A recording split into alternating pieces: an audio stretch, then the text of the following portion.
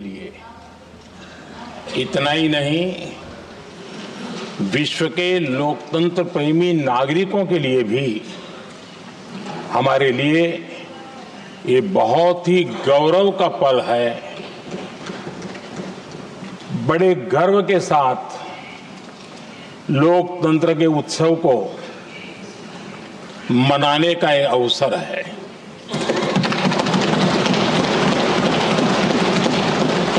संविधान के 75 वर्ष की यात्रा, यादगार यात्रा और विश्व के सबसे महान और विशाल लोकतंत्र की यात्रा, इसके मूल में हमारे संविधान निर्माताओं की दीर्घदृष्टि, हमारे संविधान निर्माताओं का योगदान और जिसको लेकर के आज हम आगे बढ़ रहे हैं, ये 75 वर्ष पूर्ण होने पर एक उत्सव मनाने का पल है।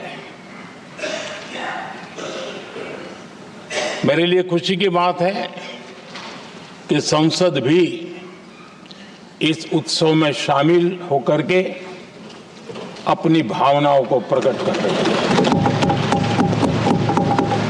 मैं सभी माननीय सांसदों का आभार व्यक्त करता हूं कि जिन्होंने इस उत्सव के अंदर हिस्सा लिया। मैं उन सबका अभिनंदन करता हूं। आदरणीय अध्यक्ष जी, 75 वर्ष की उपलब्धि साधारण नहीं है, असाधारण है। और जब देश आजाद हुआ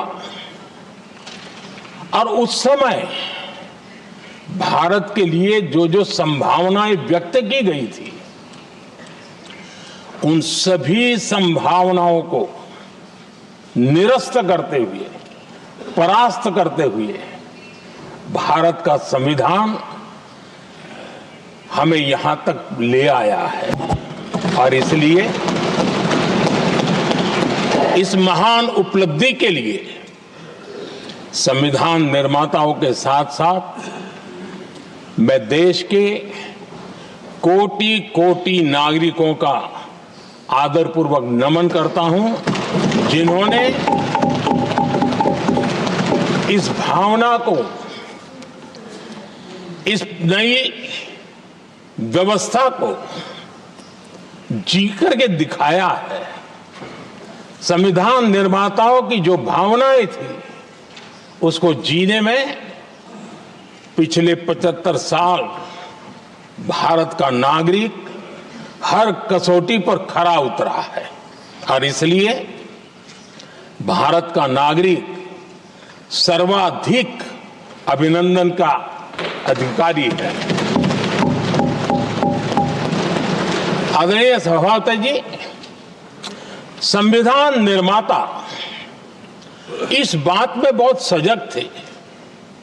वो ये नहीं मानते थे कि भारत का जन्म 1947 में हुआ है। वो ये नहीं मानते थे कि भारत में लोकतंत्र 1950 से आ रहा है। वे मानते थे यहाँ की महान परंपरा को, महान संस्कृति को, महान विरासत को, हजारों साल की उस यात्रा को, उसके प्रति वो सजग थे।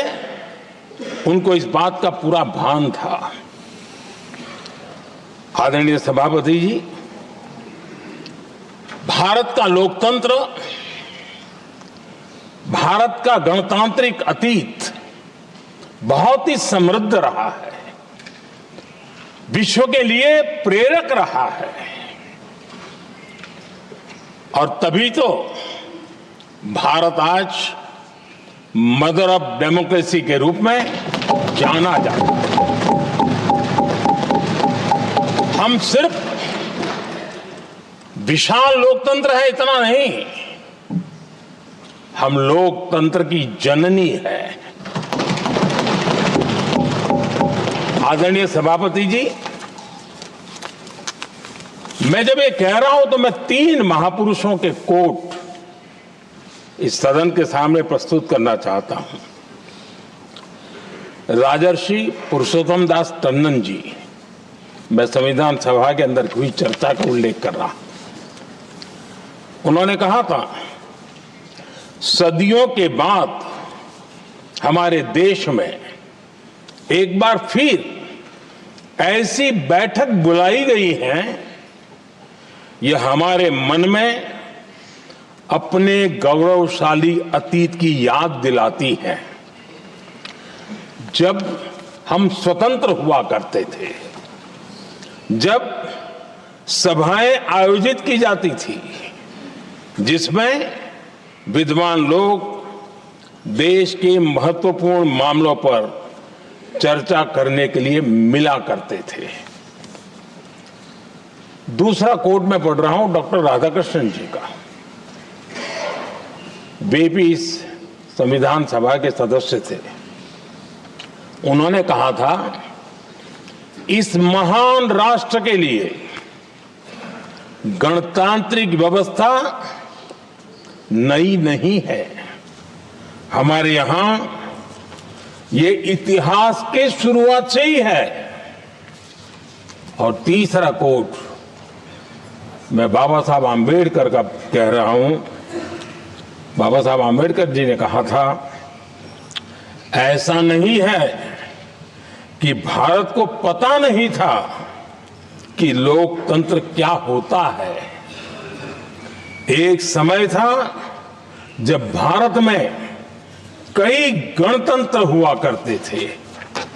आदरणीय सभापति जी, हमारे संविधान के निर्माण की प्रक्रिया में हमारी देश की नारी शक्ति ने संविधान को सशक्त करने में बहुत बड़ी भूमिका निभाई थी। संविधान सभा में 15 माननीय महिला सदस्य थी और सक्रिय सदस्य थी। मौलिक चिंतन के आधार पर उन्होंने संविधान सभा की डिबेट को समृद्ध किया था और वे सभी बहनें अलग अलग बैकग्राउंड थी, अलग अलग क्षेत्र की थी और संविधान में उन्होंने जो जो सुझाव दिए, उन सुझावों का संविधान के निर्माण पर बहुत बड़ा प्रभाव रहा था। और हमारे लिए गर्व की बात है कि दुनिया के कई देश आजाद भी हुए, संविधान भी बने, लोकतंत्र भी चला, लेकिन महिलाओं को अधिकार देने में दशकों बीत गए थे।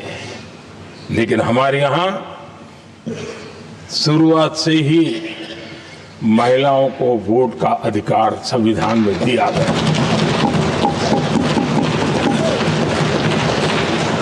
आदरणीय सभापति जी, जब G20 समिट हुई, उसी भावना को आगे बढ़ाते हुए, क्योंकि संविधान की भावना को लेकर के हम सब जीने वाले लोग हैं, हमने G20 की अध्यक्षता के दरमियान विश्व के सामने विमेन लेड डेवलपमेंट का विचार रखा और विश्व के अंदर विमेन डेवलपमेंट से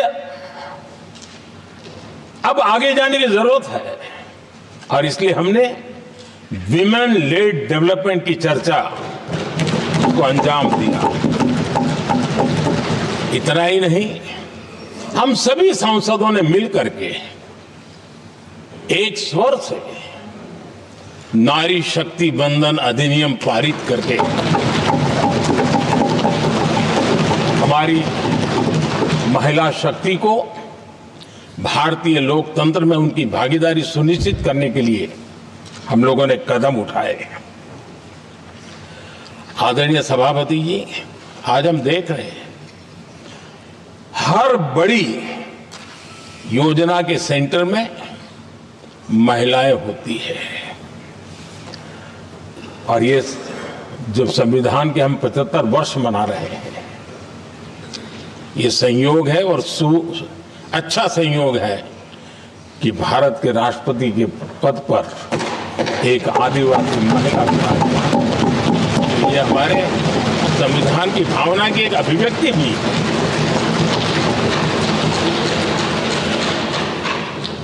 आदरणीय सभापति जी, इस सदन में भी लगातार हमारे महिला सांसदों की संख्या बढ़ रही है, उनका योगदान भी बढ़ रहा है। मंत्री परिषद में भी उनका योगदान बढ़ रहा है। आज सामाजिक क्षेत्र हो, राजनीतिक क्षेत्र हो, शिक्षा का क्षेत्र हो, खेलकूद का क्षेत्र हो, क्रिएटिव वर्ल्ड की दुनिया हो, जीवन के हर क्षेत्र में महिलाओं का योगदान, महिलाओं का प्रतिनिधित्व देश के लिए गौरव दिलाने वाला रहा है। विज्ञान के क्षेत्र में, खास करके स्पेस टेक्नोलॉजी में उनके योगदान की सराहना हर हिंदुस्तानी बड़े गर्व के साथ कर रहा है। और इन सब की सबसे बड़ी प्रेरणा हमारा संविधान है। आदरणीय सभापति जी, अब हमारा देश बहुत तेज गति से विकास कर रहा है। भारत बहुत ही जल्द विश्व की तीसरी बड़ी आर्थिक शक्ति बनने की दिशा में बहुत मजबूत कदम रख रहा है।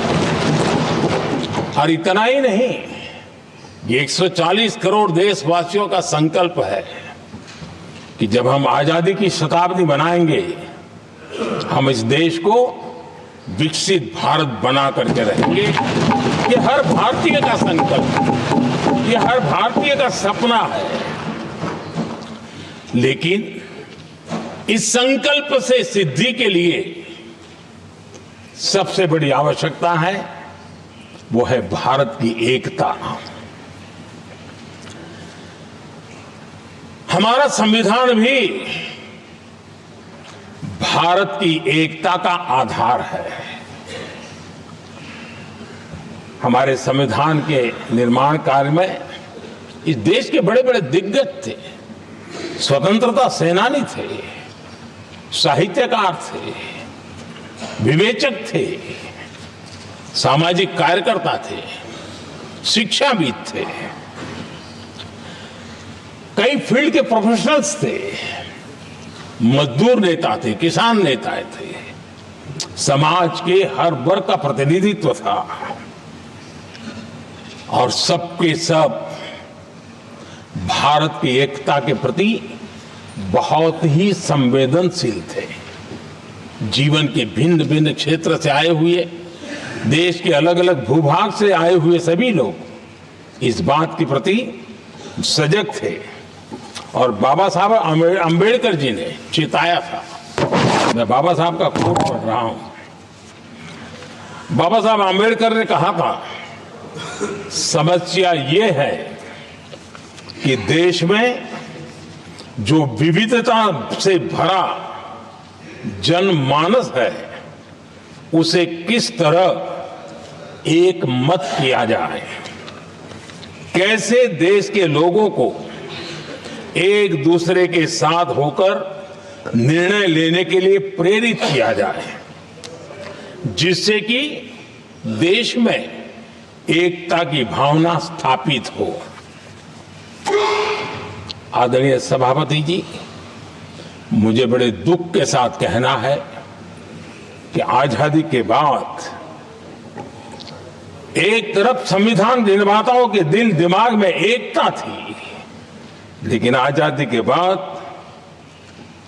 विकृत मानसिकता के कारण या स्वार्थवश अगर सबसे बड़ा प्रहार हुआ तो देश की एकता के मूल भाव पर प्रहार हुआ। विविधता में एकता, ये भारत की विशेषता रही है। हम विविधता को सेलिब्रेट करते हैं और इस देश की प्रगति भी विविधता को सेलिब्रेट करने में है। लेकिन गुलामी की मानसिकता में पले बड़े लोगों ने,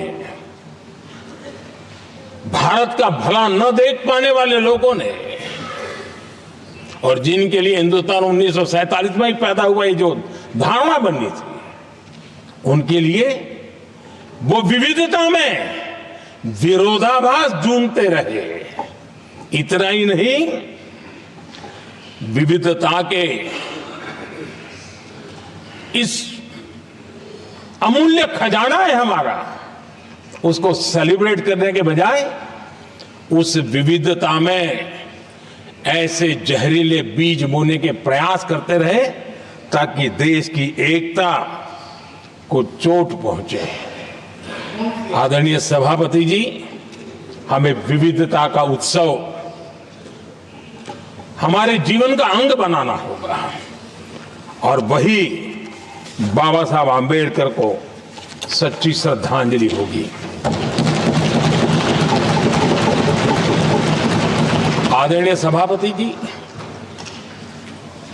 मैं संविधान के प्रकाश में ही मेरी बातों को रखना चाहता हूं और इसलिए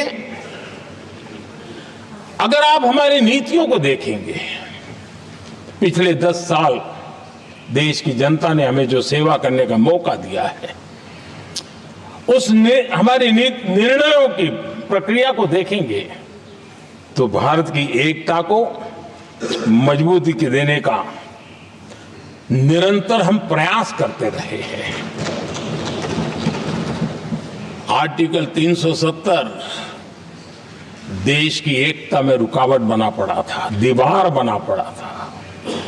देश की एकता हमारी प्राथमिकता थी, जो कि हमारी संविधान की भावना थी और इसलिए धारा 370 को हमने जमीन पर काट दिया, क्योंकि देश की एकता हमारी प्राथमिकता है। आदरणीय सभापति जी,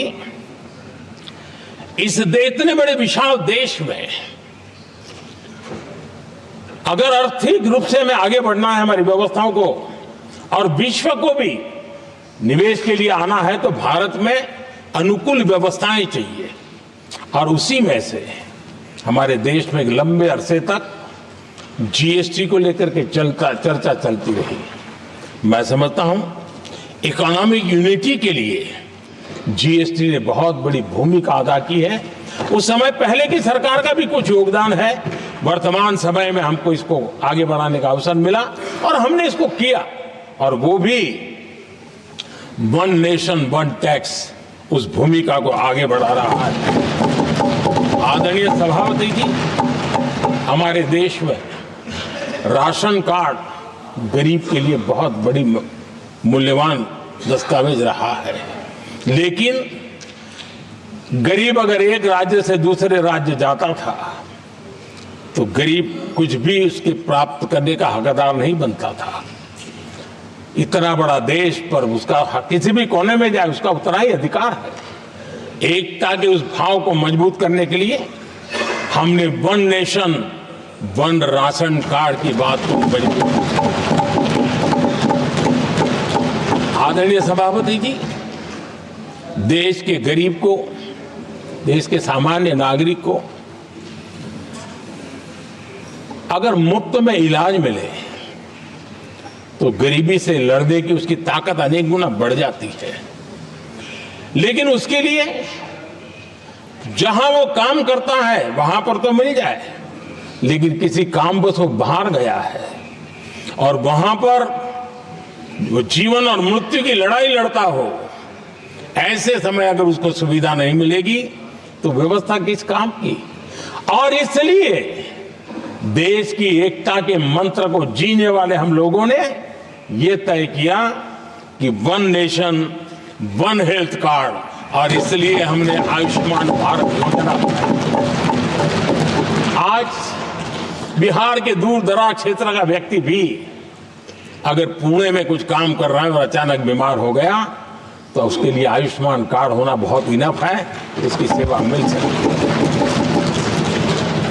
आदरणीय सभापति जी, हम जानते हैं देश में कई बार ऐसा हुआ कि देश के एक हिस्से में बिजली थी लेकिन बिजली सप्लाई नहीं हो रही थी और उसके कारण दूसरे इलाके में अंधेरा था। और पिछली सरकार में हमने विश्व के अंदर भारत की बदनामी हेडलाइन से हुआ करती थी अंधेरे की, वो दिन हमने देखे हैं। और तब जाकर के एकता के मंत्र को लेकर के संविधान की भावना को जीने वाले हम लोगों ने वन नेशन वन ग्रिड को परिपूर्ण कर दिया। और इसलिए आज बिजली के प्रवाह को निर्विरोध रूप से हिंदुस्तान के हर कोने में ले जाया जा सकता है। आदरणीय सभापति जी, हमारे देश में इंफ्रास्ट्रक्चर में भी भेदभाव की बू आती रही है। हमने उसे मिटा करके देश की एकता को ध्यान में रखते हुए, एक संतुलित विकास को ध्यान में रखते हुए हमने उस भेदभाव, उस भावना को खत्म करके एकता को मजबूत किया। हमने नॉर्थ ईस्ट हो या जम्मू कश्मीर हो, हिमालय की गोद के इलाके हो या रेगिस्तान के सटे हुए इलाके हो, हमने पूरी तरह इंफ्रास्ट्रक्चर को एक सामर्थ्य देने का प्रयास किया है ताकि एकता के भाव को अभाव में से कारण कोई दूरी पैदा न हो, उसमें से बदलने का हमने काम किया। आदरणीय सभापति जी, युग बदल चुका है और हम नहीं चाहते हैं कि डिजिटल के क्षेत्र में हैव्स एंड हैव्स नॉट की स्थिति बन जाए।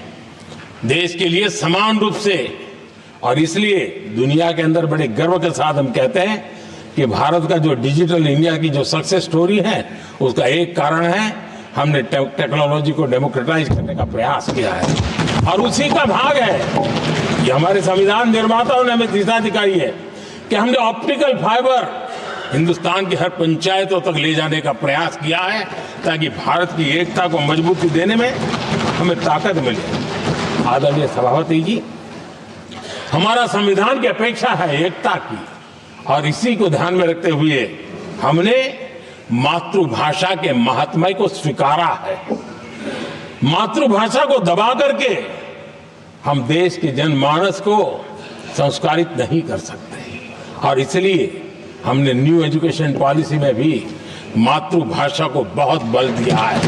और अब मेरे देश का गरीब का बच्चा भी मातृभाषा में डॉक्टर, इंजीनियर बन सकता है, क्योंकि हमारा संविधान सबसे पीछे है, उनकी सबसे दरकार करने का हमें आदेश देता है। इतना ही नहीं, हमने क्लासिकल लैंग्वेज की दिशा में भी कई लैंग्वेजेस जो जिनका हक बनता था, उनको हमने उस स्थान पर रख करके हमने उनका सम्मान किया था। देश भर में एक भारत श्रेष्ठ भारत का अभियान देश के एकता को मजबूत और नई पीढ़ी को वो संस्कारित करने का काम हमारी तरफ से चल रहा है। आदरणीय सभापति जी, काशी तमिल संगमम और तेलुगु काशी संगमम ये आज एक बहुत बड़ा इंस्टीट्यूशनलाइज हुआ है और समाज के निकटता को मजबूती देने का एक सांस्कृतिक प्रयास भी हमारा चलता रहा है, क्योंकि उसका कारण यही है कि संविधान की मूल धारा में भारत की एकता का महात्म्य स्वीकार किया गया है और उसको हमें बल देना चाहिए। आदरणीय सभापति जी, संविधान के आज 75 वर्ष हो रहे हैं, लेकिन हमारे यहाँ तो 25 वर्ष का भी महत्व होता है, 50 वर्ष का भी महत्व होता है, 60 साल का भी महत्व होता है। जरा हम इतिहास की तरफ नजर करें कि संविधान यात्रा के इन महत्वपूर्ण पड़ाव का क्या हुआ था। जब देश संविधान के 25 वर्ष पूरे कर रहा था, उसी समय हमारे देश में संविधान को नोच लिया गया, इमरजेंसी आपातकाल लाया गया।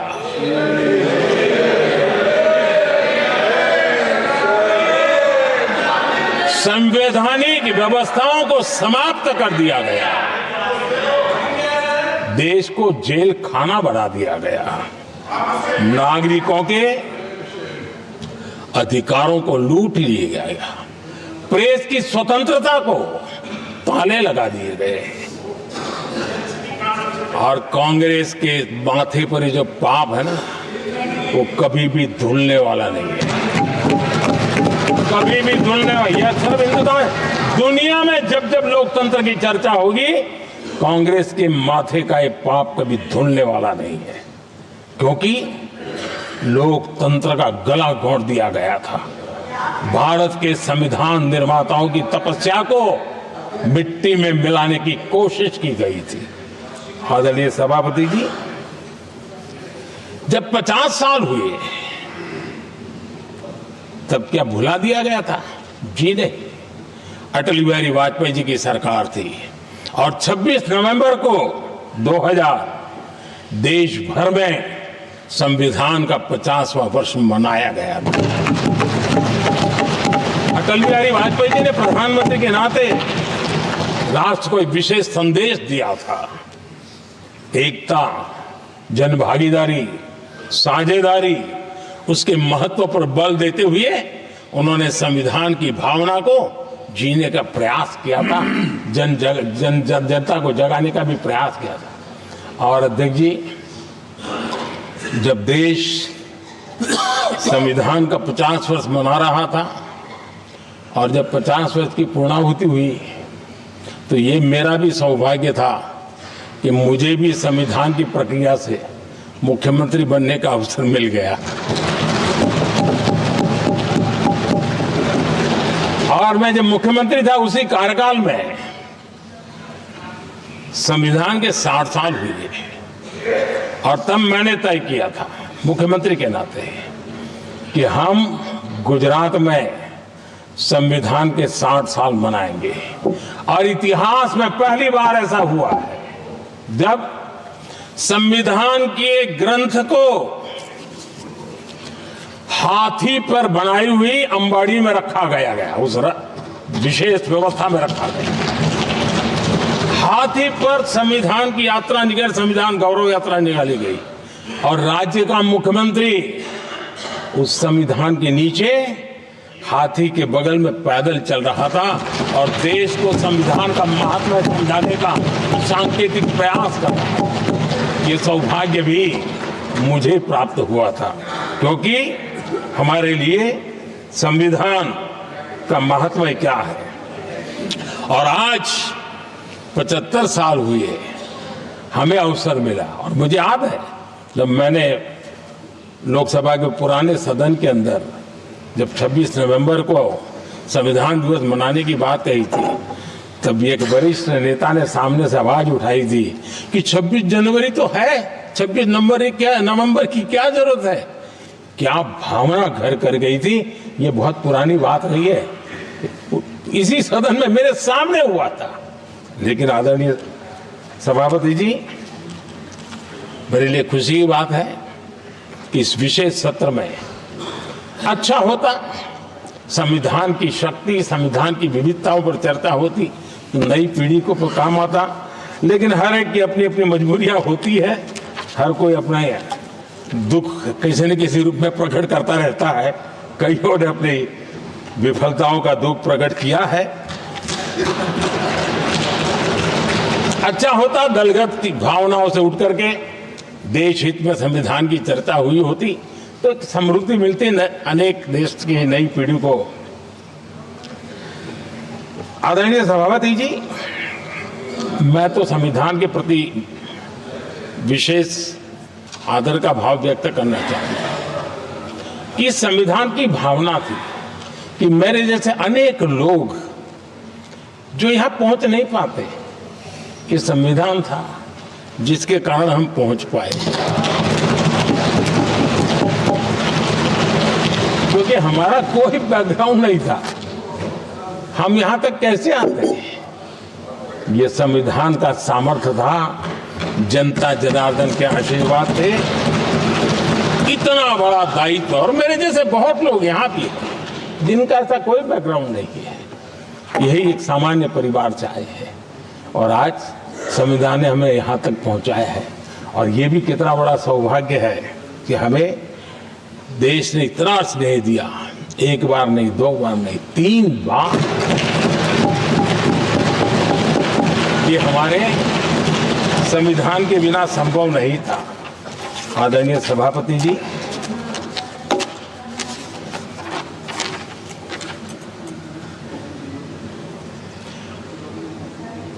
उतार चढ़ाव तो आए, कठिनाइयां भी आई, रुकावटें भी आई, लेकिन मैं फिर एक बार देश की जनता को नमन करता हूं कि देश की जनता पूरी ताकत के साथ संविधान के साथ खड़ी रही।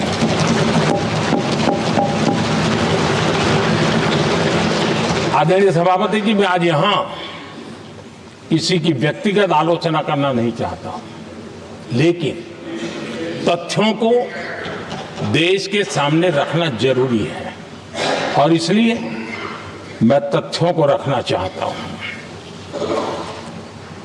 कांग्रेस के एक परिवार ने संविधान को चोट पहुंचाने में कोई कोर कसर नहीं छोड़ी है।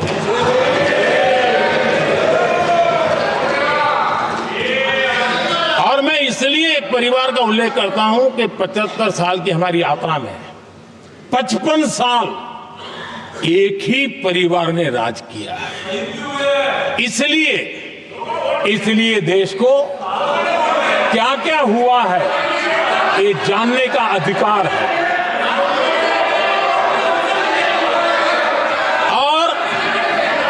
इस परिवार के कुविचार, कुरीति, कुनीति, इसकी परंपरा निरंतर चल रही है। हर स्तर पर इस परिवार ने संविधान को चुनौती दी। आदरणीय सभापति जी, 1947 टू 1952 इस देश में इलेक्टेड गवर्नमेंट नहीं थी। एक अस्थाई व्यवस्था थी, एक सिलेक्टेड सरकार थी और चुनाव नहीं हुए थे। और जब तक चुनाव न हो तब तक एक इंटरिम व्यवस्था के रूप में कोई खाका खड़ा करना चाहिए, किया गया था। 1952 के पहले राज्यसभा का भी गठन नहीं हुआ था, राज्यों में भी कोई चुनाव नहीं थे, जनता का कोई आदेश नहीं था। उसके बावजूद भी, और अभी तो संविधान निर्माताओं ने इतना मंथन करके संविधान बनाया था। 1951 में जबकि चुनी हुई सरकार नहीं थी, उन्होंने ऑर्डिनेंस करके संविधान को बदला और किया क्या? अभिव्यक्ति की आजादी पर हमला कर दिया गया।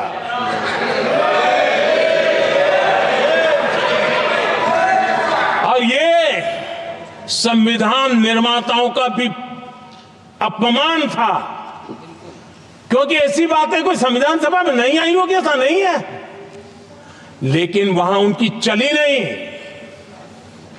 तो बाद में जैसे ही मौका मिला, उन्होंने अभिव्यक्ति की आजादी को,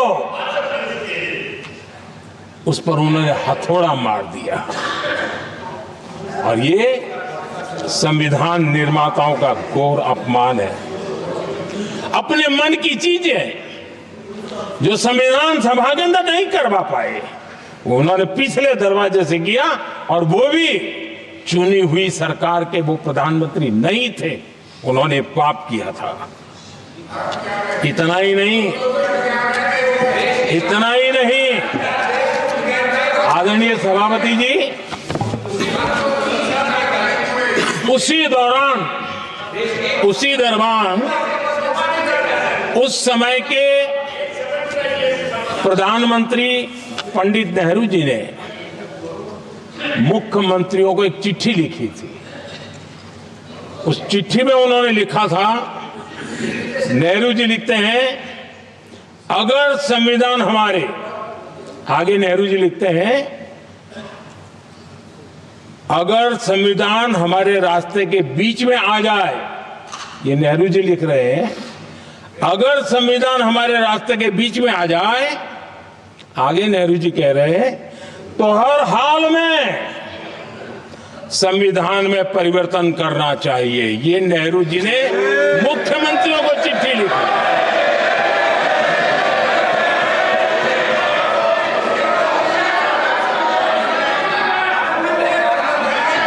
और आदरणीय सभापति जी,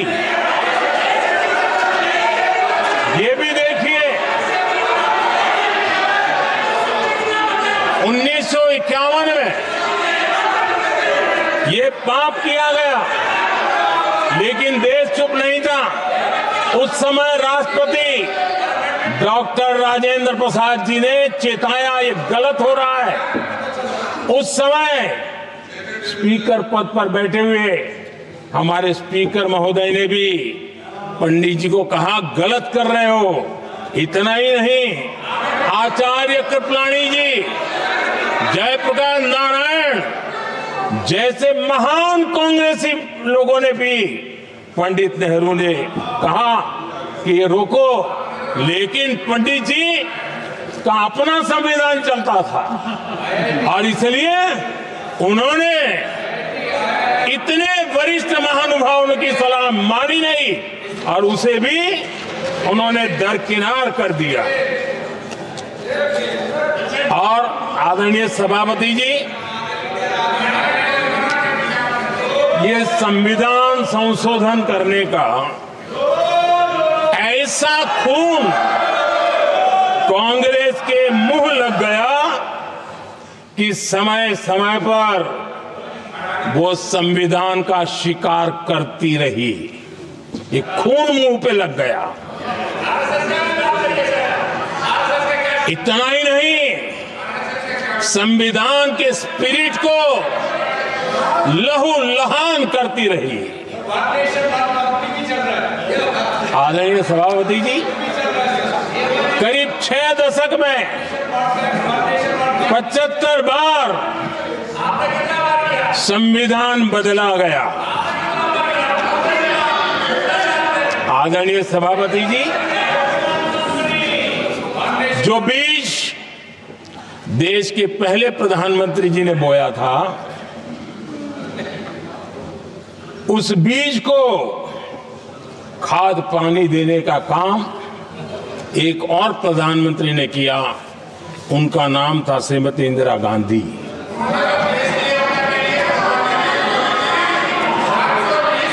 जो पाप पहले प्रधानमंत्री करके गए और जो खून लग गया था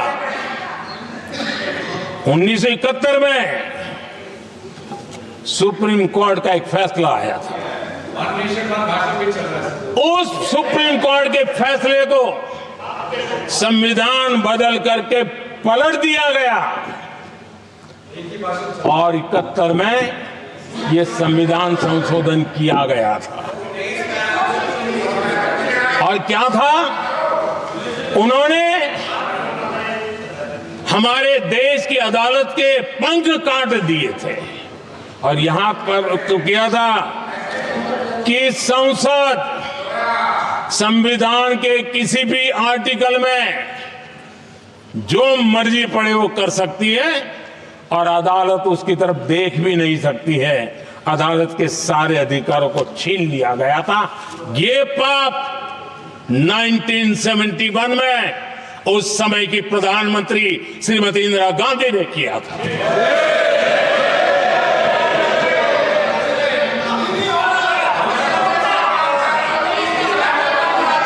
और इस परिवर्तन ने इंदिरा जी की सरकार को मौलिक अधिकारों को छीनने का और न्यायपालिका पर नियंत्रण करने का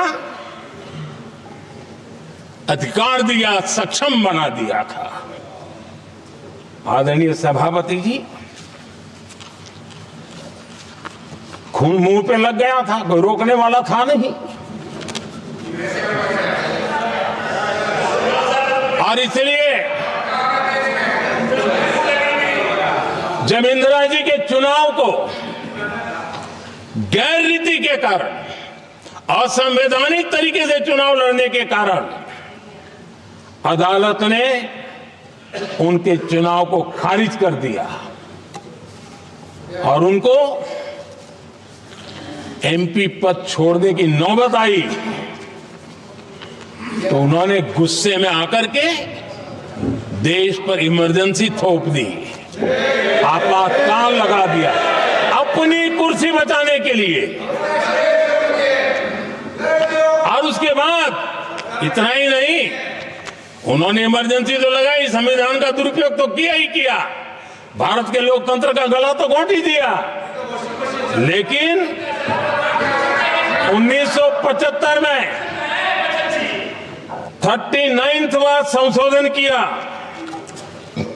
और उसमें उन्होंने क्या किया? राष्ट्रपति, उपराष्ट्रपति, प्रधानमंत्री, अध्यक्ष, इनके चुनाव के खिलाफ कोई कोर्ट में जा ही नहीं सकता है, ऐसा उन्होंने, और वो भी रिट्रोस्पेक्टिव किया। आगे के लिए नहीं, पीछे का भी, अपने पापों का भी उन्होंने। और आदरणीय सभापति जी, मैं संविधान की बात कर रहा हूं, मैं संविधान के आगे पीछे कुछ नहीं बोल रहा हूं।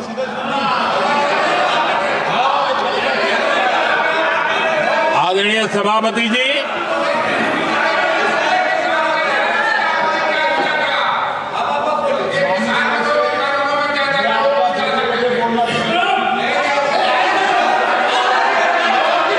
आदरणीय सभापति जी, इमरजेंसी में लोगों के अधिकार छीन लिए गए, देश के हजारों लोगों को जेलों में ठूंस दिया गया, न्यायपालिका का गला घोंट दिया गया, अखबारों की स्वतंत्रता पर ताले लगा दिए गए। इतना ही नहीं, कमिटेड जुडिशरी, इस विचार को उन्होंने पूरी ताकत दी। और इतना ही नहीं, जिस जस्टिस एच.आर. खन्ना ने उनके चुनाव में उनको खिलाफ जो जजमेंट दिया था, वो इतना गुस्सा भरा था कि जब जस्टिस एच.आर. खन्ना, जो सीनियरिटी के आधार पर सुप्रीम कोर्ट के चीफ जस्टिस बनने थे,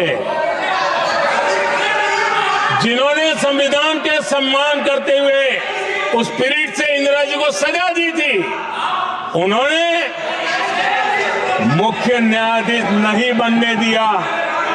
ये संविधान और लोकतांत्रिक प्रक्रिया रही।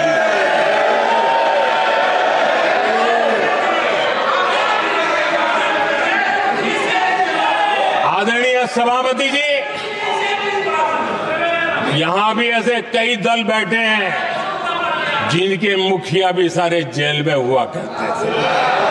ये इनकी मजबूरी है कि वहां जाके बैठे हैं, उनको भी जेलों में ठूस दिया गया था। आदरणीय सभापति जी, देश पर जुल्म तांडव चल रहा था, निर्दोष लोगों को जेलों में ठूस दिया जाता था, लाठियां बरताई जाती थी, कई लोग जेलों में मौत के शरण हो गए थे, और एक निर्दयी सरकार संविधान को चूर चूर करती रही थी। आदरणीय सभापति जी, ये परंपरा यहां नहीं रुकी। जो परंपरा नेहरू जी ने शुरू की थी, जिसको दूसरे प्रधानमंत्री जी इंदिरा जी ने आगे बढ़ाया, क्योंकि खून मुंह पे लग गया था, और इसलिए राजीव गांधी जी प्रधानमंत्री बने। उन्होंने संविधान को एक और गंभीर झटका दे दिया। सबको समानता, सबको समानता, सबको न्याय, उस भावना को चोट पहुंचाई। आदरणीय सभापति जी, आपको मालूम है, सुप्रीम कोर्ट ने शाहबानो का जजमेंट दिया था। एक भारत की महिला को न्याय देने का काम संविधान की मर्यादा और स्पिरिट के आधार पर देश की सुप्रीम कोर्ट ने दिया था।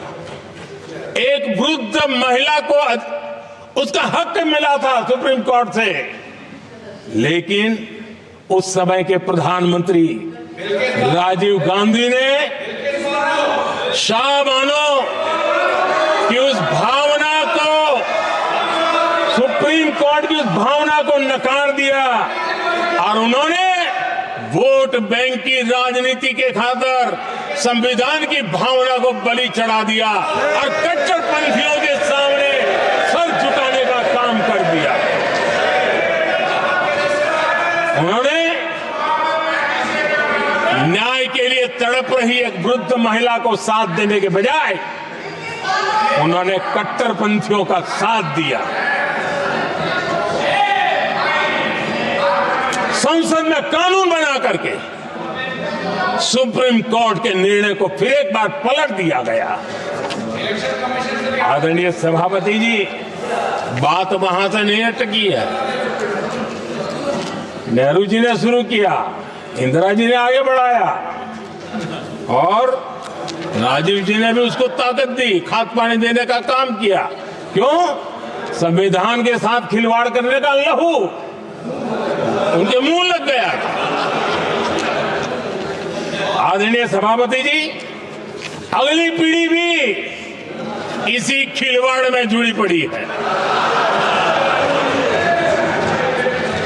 एक किताब को मैं कोट कर रहा हूं। उस किताब में जो लिखा गया है और उसमें प्रधानमंत्री उस समय के मेरे पहले जो प्रधानमंत्री थे उनको कोट किया है। उन्होंने कहा है, मुझे यह स्वीकार करना होगा कि पार्टी अध्यक्ष सत्ता का केंद्र है।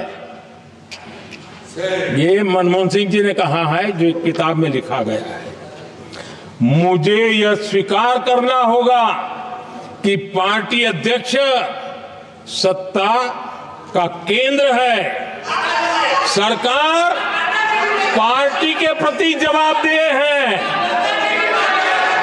इतिहास में पहली बार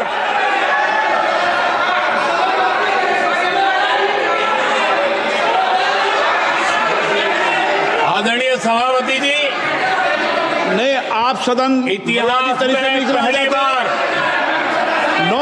ये तरीका बिल्कुल ठीक नहीं है। सदन के नेता बोल रहे हैं, आपको मर्यादा रखनी चाहिए।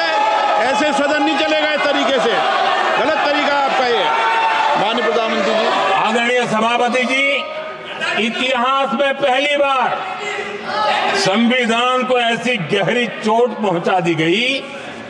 संविधान निर्माताओं ने चुनी हुई सरकार और चुने हुए प्रधानमंत्री की कल्पना तक ही हमारा संविधान था, लेकिन इन्होंने तो प्रधानमंत्री के ऊपर एक गैर संवैधानिक और जिसने कोई शपथ भी नहीं लिया था, नेशनल एडवाइजरी काउंसिल पीएमओ के भी ऊपर बैठा दिया। पीएमओ के ऊपर अघोषित दर्जा दे दिया गया।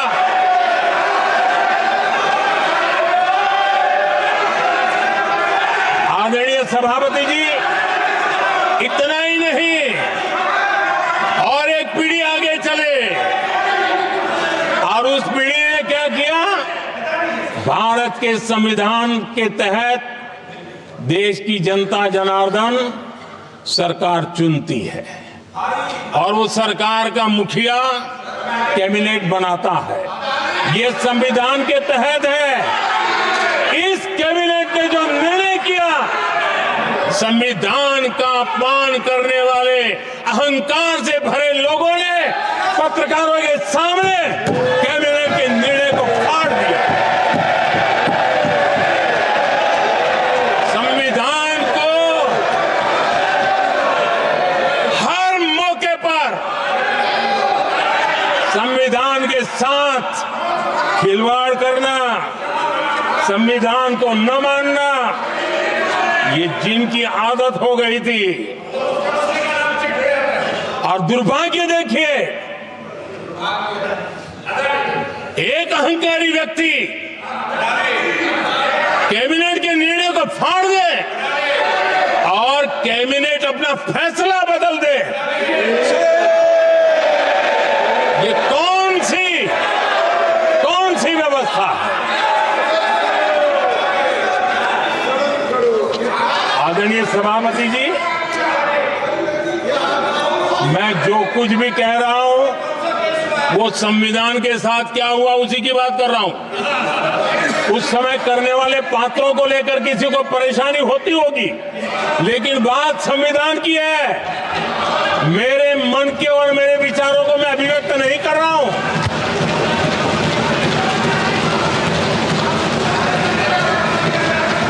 आदरणीय सभापति जी, कांग्रेस ने निरंतर संविधान की अवमानना की, संविधान के महत्व को कम किया।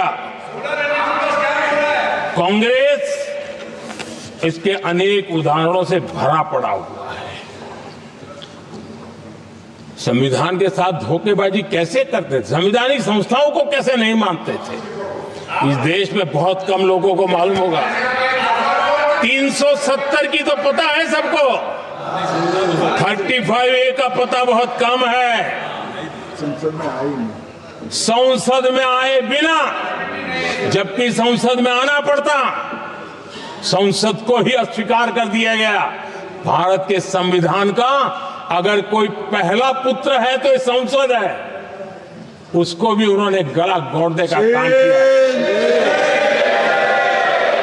35A जो संसद में लाए बिना उन्होंने देश पर थोप दिया, और अगर 35A न होता तो जम्मू कश्मीर में जो हालत पैदा हुई वो हालत पैदा न हुई होती। राष्ट्रपति के आदेश पर यह काम किया गया और देश की संसद को अंधेरे में रखा गया। आदरणीय सभापति, ये संसद का अधिकार था, कोई अपनी मनमानी से नहीं कर सकता था, लेकिन और उनके पास बहुमत था, कर सकते थे, लेकिन वो नहीं किया क्योंकि पेट में पाप था, देश की जनता से छुपाना चाहते थे। आदरणीय सभापति जी, इतना ही नहीं, बाबा साहब आंबेडकर जिनके प्रति आज सम्मान का भाव सब कोई अनुभव कर रहा है, और हम लोगों के लिए तो बहुत विशेष है, क्योंकि हम लोगों के लिए तो जीवन में बहुत बड़ी जो कुछ भी रास्ते मिले ना वहीं से मिले हैं। आदरणीय सभापति जी, बाबा साहब आंबेडकर, इनके प्रति भी इनके मन में कितनी कटुता भरी थी, कितना द्वेष भरा था, मैं आज उसके डिटेल में जाना नहीं चाहता हूं, लेकिन जब अटल जी की सरकार थी तब बाबा साहब आंबेडकर, उनका जो महापरिनिर्वाण भूमि है वहां पर अलीपुर रोड पर अटल जी की सरकार में बाबा साहब आंबेडकर जी के स्मृति में एक स्मारक बनाना तय हुआ। अटल जी के समय ये नहीं हुआ। दुर्भाग्य देखिए, 10 वर्ष यूपीए की सरकार रही, उसने इस काम को नहीं किया, न होने दिया। बाबा साहब आंबेडकर का जब हमारी सरकार आई, बाबा साहब आंबेडकर के प्रति हमारा श्रद्धा होने के कारण हमने अलीपुर रोड पर बाबा साहब मेमोरियल बनाया और उसका काम किया। आदरणीय सभापति जी, दिल्ली में जब बाबा साहब आंबेडकर के 1992 में, उस समय चंद्रशेखर जी कुछ समय थे, तब एक निर्णय किया गया था,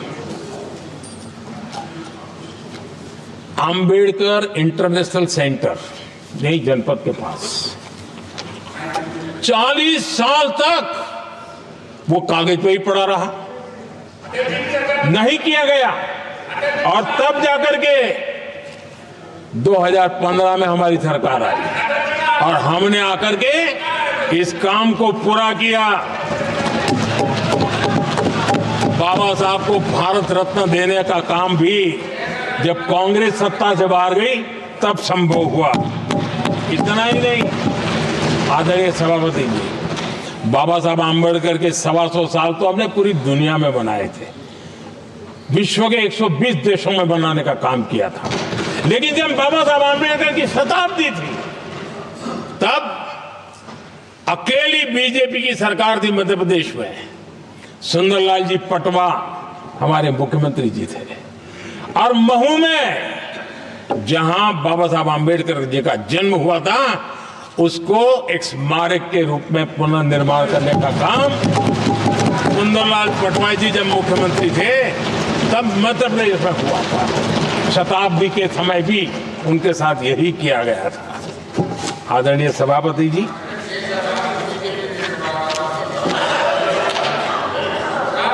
हमारे देश में बाबा साहब आंबेडकर एक दीर्घदृष्टा थे। समाज के दबे कुचले लोगों को मुख्य धारा में लाने के लिए वो प्रतिबद्ध थे, और एक लंबे सोच के साथ भारत को अगर विकसित होना है तो भारत का कोई अंग दुर्बल नहीं रहना चाहिए, ये चिंता बाबा साहब को सताती थी।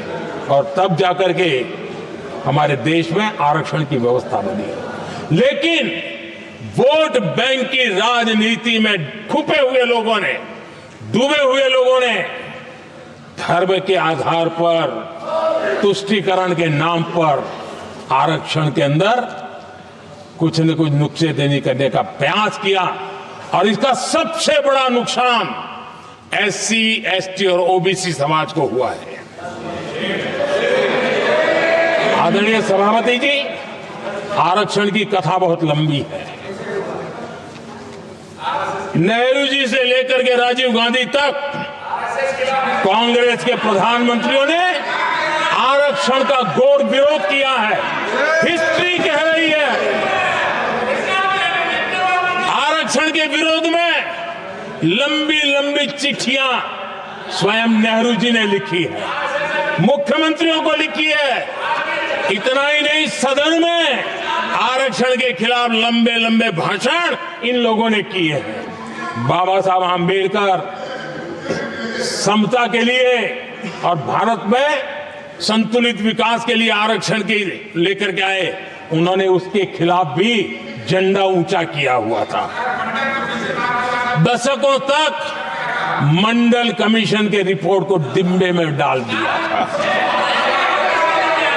जब कांग्रेस को देश ने हटाया, जब कांग्रेस गई, तब जाकर के ओबीसी को आरक्षण मिला। तब तक ओबीसी को आरक्षण नहीं मिला। ये कांग्रेस का पाप है। अगर उस समय मिला होता तो आज देश के अनेक पदों पर ओबीसी समाज के लोग भी देश की सेवा करते, लेकिन नहीं करने दिया, नहीं होने दिया। ये पाप इन्होंने किया था। आदरणीय सभापति जी, जब हमारे यहां संविधान का निर्माण चल रहा था, तब संविधान निर्माताओं ने धर्म के आधार पर आरक्षण होना चाहिए कि नहीं होना चाहिए, इस विषय पर घंटों तक, दिनों तक गहन चर्चा की है, विचार विमर्श किया है, और सबका मत बना है कि भारत जैसे देश की एकता और अखंडता के लिए धर्म के, संप्रदाय के आधार पर आरक्षण नहीं हो सकता है। सुविचारित मत था, ऐसा नहीं कि भूल गए थे, रह गया था। सोच विचार कर तय किया गया था कि भारत की एकता और अखंडता के लिए संप्रदाय और धर्म के आधार पर यह नहीं होगा। लेकिन कांग्रेस ने सत्ता सुख के लिए, सत्ता भूख के लिए, अपनी वोट बैंक को खुश करने के लिए धर्म के आधार पर आरक्षण का नया खेल खेला है, जो संविधान की भावना के खिलाफ है। इतना ही नहीं, दे भी दिया कुछ जगह पे, और सुप्रीम कोर्ट से झटके लग रहे हैं। और इसलिए अब दूसरे बहाने से बहाने बता रहे हैं, ये करेंगे वो करेंगे। मन में साफ है, धर्म के आधार पर आरक्षण देना चाहते हैं, इसलिए खेल खेले जा रहे हैं। संविधान निर्माताओं के भावनाओं पर गहरी चोट करने का यह निर्लज्ज प्रयास है। आदरणीय सभापति जी, आदरणीय सभापति जी,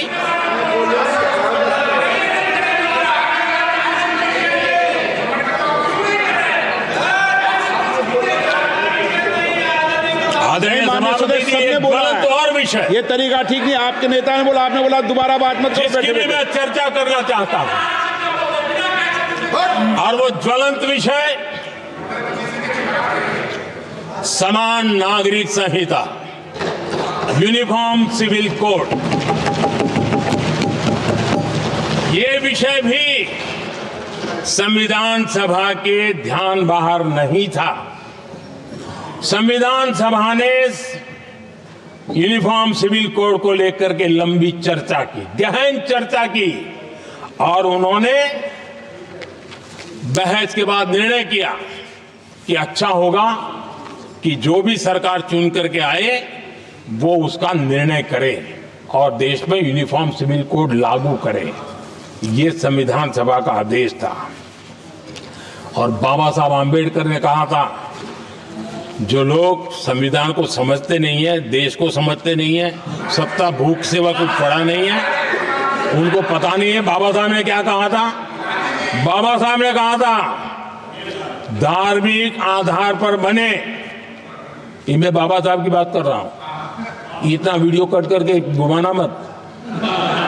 आदरणीय सभापति जी, बाबा साहब ने कहा था, धार्मिक आधार पर बने पर्सनल लॉ को खत्म करने की बाबा साहब ने जोरदार वकालत की थी। उस समय के सदस्य के.एम. मुंशी जी ने कहा था, समान नागरिक संहिता को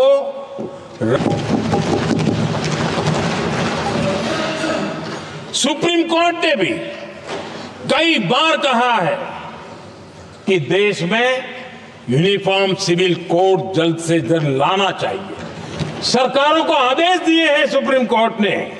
इस संविधान की भावना को ध्यान में रखते हुए, संविधान निर्माताओं की भावनाओं को ध्यान में रखते हुए हम पूरी ताकत से लगे हुए हैं सेक्युलर सिविल कोड की। कांग्रेस के लोग संविधान निर्माताओं की भावना का भी, सुप्रीम कोर्ट की भावना का भी अनादर कर रहे हैं, क्योंकि उनकी राजनीति को सूट नहीं करता है। उनके लिए संविधान वो पवित्र ग्रंथ नहीं है, उनके लिए एक हथियार है राजनीति का।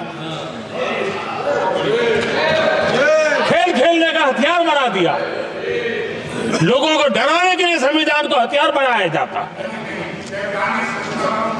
आदरणीय सभापति जी, और ये कांग्रेस पार्टी, उनको तो संविधान शब्द भी उनके मुंह में शोभा नहीं देता है।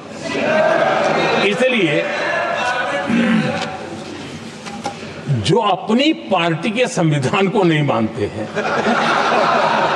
जिन्होंने अपनी पार्टी के संविधान को कभी स्वीकार नहीं किया है, क्योंकि संविधान को स्वीकार करने के लिए एक लोकतांत्रिक स्पिरिट लगता है जो जिनकी रगों में नहीं है। सत्तावाद और परिवारवाद भरा पड़ा है। अब आप देखिए जो कैसी शुरुआती कितनी गड़बड़ हुई है। मैं कांग्रेस की बात कर रहा हूं। 12 कांग्रेस की प्रदेश की कमेटियों ने, 12 प्रदेश कमेटियों ने सरदार पटेल के नाम पर सहमति दी थी। नेहरू जी के साथ एक भी कमेटी नहीं थी, नॉट अ सिंगल। संविधान के तहत सरदार साहब ही देश के प्रधानमंत्री बनते हैं, लेकिन लोकतंत्र में श्रद्धा नहीं, खुद के संविधान पर विश्वास नहीं, खुद के ही संविधान को स्वीकारना नहीं, और सरदार साहब देश के प्रधानमंत्री नहीं बन सके और ये बैठ गए। जो लोग अपनी पार्टी के संविधान को, जो लोग संविधान को नहीं मानते, वो कैसे देश के संविधान को स्वीकार कर सकते हैं?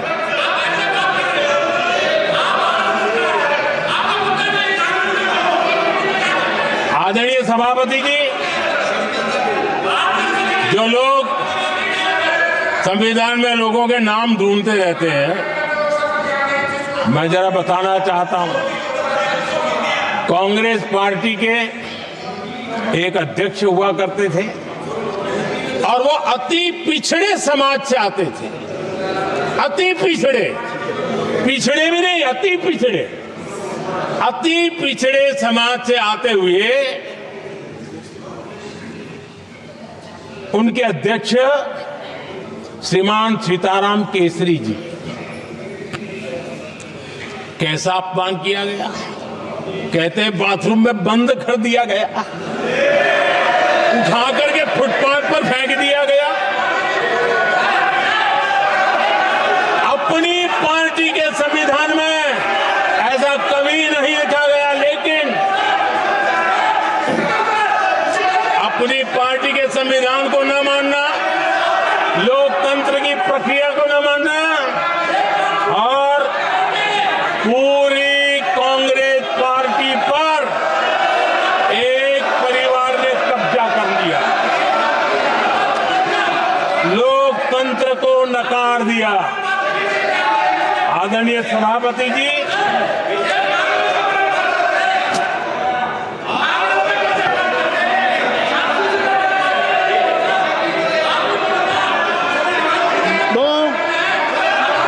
सदस्यों ने क्या क्या बोला था ठीक नहीं है।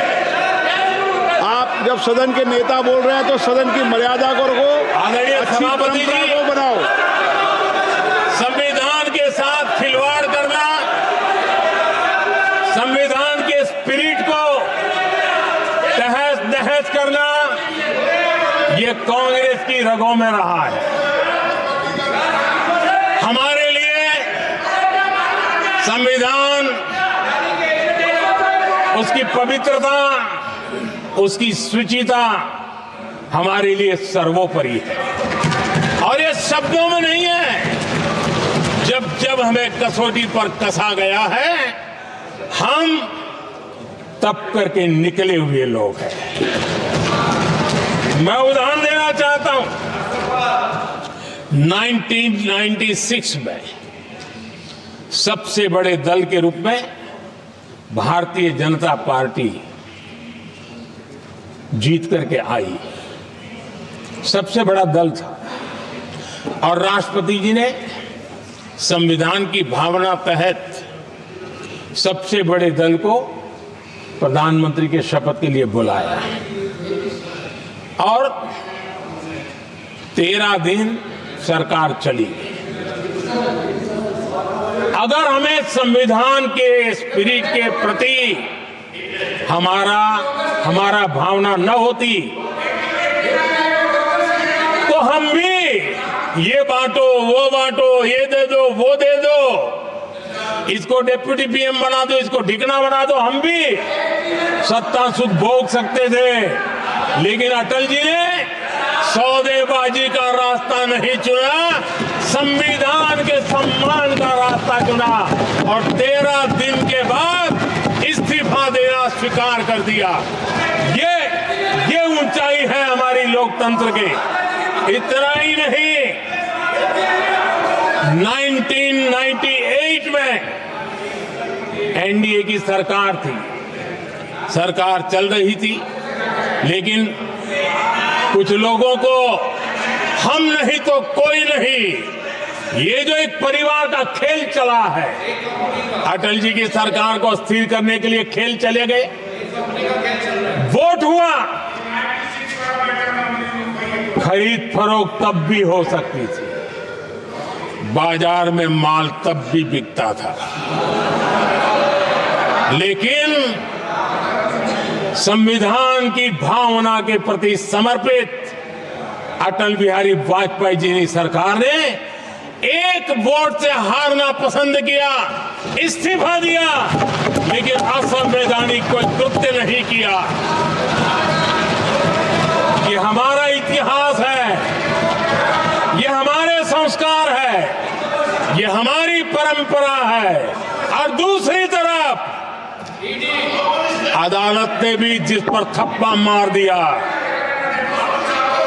कैश फॉर वोट का कांड, एक लघुमती सरकार को बचाने के लिए संसद में नोटों के ढेर साक्ष्य के रूप में रखे गए, असंवैधानिक तरीका। सरकार बचाने के लिए भारत के लोकतंत्र की भावना को बाजार बना दिया गया, वोट खरीदे गए। आदरणीय सभापति जी, 90 के दशक में कई सांसदों को रिश्वत देने का पाप, यह संविधान की भावना थी कि 140 करोड़ वासियों के मन में जो लोकतंत्र पनपा है, उस लोकतंत्र के साथ यह खिलवाड़। कांग्रेस के लिए सत्ता सुख, सत्ता की भूख, यही एकमात्र कांग्रेस का इतिहास है, कांग्रेस का वर्तमान है। आदरणीय सभापति जी, 2014 के बाद एनडीए को सेवा का मौका मिला, संविधान और लोकतंत्र को मजबूती मिली। ये पुरानी जो बीमारियों थी, उस बीमारी से मुक्ति का हमने एक अभियान चलाया।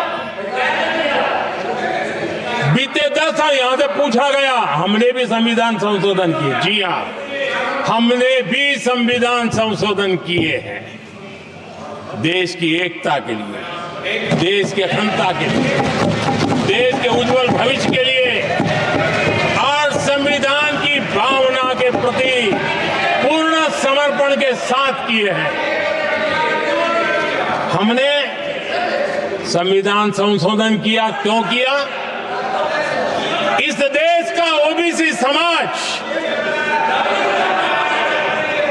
तीन दशक से ओबीसी कमीशन को संवैधानिक दर्जा देने के लिए मांग कर रहा है। ओबीसी के सम्मान के लिए, उसको संवैधानिक दर्जा देने के लिए हमने संविधान संशोधन किया है। हमें गर्व है ये करने का। समाज के दबे कुचले लोगों को उनके साथ खड़े होना, ये हम अपना कर्तव्य मानते हैं, इसलिए संविधान संशोधन किया। आदरणीय सभापति जी, इस देश में एक बहुत बड़ा वर्ग था, वो किसी भी जाति में क्यों न जन्मा हो, लेकिन गरीबी के कारण अवसरों को वो पा नहीं सकता था, आगे बढ़ नहीं सकता था, और इसलिए उसने असंतोष की ज्वाला भड़क रही थी और सबकी मांग रहती थी, कोई निर्णय नहीं करता था। हमने संविधान संशोधन किया, सामान्य जन के गरीब परिवार के 10% आरक्षण का किया, और ये पहला आरक्षण का संशोधन था। देश में कोई विरोध का स्वर नहीं उठा, हर किसी ने प्यार से उसको स्वीकार किया। संसद ने भी सहमति के साथ पारित किया, क्योंकि समाज की एकता की उसमें ताकत पड़ी थी, संविधान की भावनाओं का भाव पड़ा था, सबने सहयोग किया था, तब जाकर के हुआ था। आदरणीय सभापति जी, जी हां, हमने भी संविधान में संशोधन किए हैं, लेकिन हमने संविधान में संशोधन किया महिलाओं को शक्ति देने के लिए। संसद और विधानसभा में, और संसद का पुराना भवन गवाह है, जब देश महिलाओं को आरक्षण देने के लिए आगे बढ़ रहा था और कानून बिल पेश हो रहा था, तब उन्हीं का एक साथी दल वेल में आता है, कागज छीन लेता है, फाड़ देता है और सदन स्थगित हो जाता है और 40 साल तक विषय लटका रहता है। और वो आज उनके मार्गदर्शक है, जिन्होंने देश की महिलाओं के साथ अन्याय किया, वो उनके मार्गदर्शक है।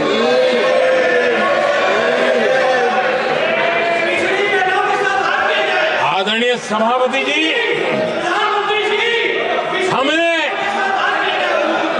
हमने संविधान संशोधन किया, हमने देश की एकता के लिए किया। बाबा साहब आंबेडकर का संविधान 370 की दीवार के कारण जम्मू कश्मीर की तरफ देख भी नहीं सकता था। हम चाहते थे बाबा साहब आंबेडकर का संविधान हिंदुस्तान के हर हिस्से में लगना चाहिए और इसलिए बाबा साहब को श्रद्धांजलि भी देनी थी, देश की एकता को मजबूत करना था। हमने संविधान संशोधन किया, डंके की चोट पर किया और 370 को हटाया और भारत की सुप्रीम कोर्ट ने भी अब तो उसको मोहर लगा दी है।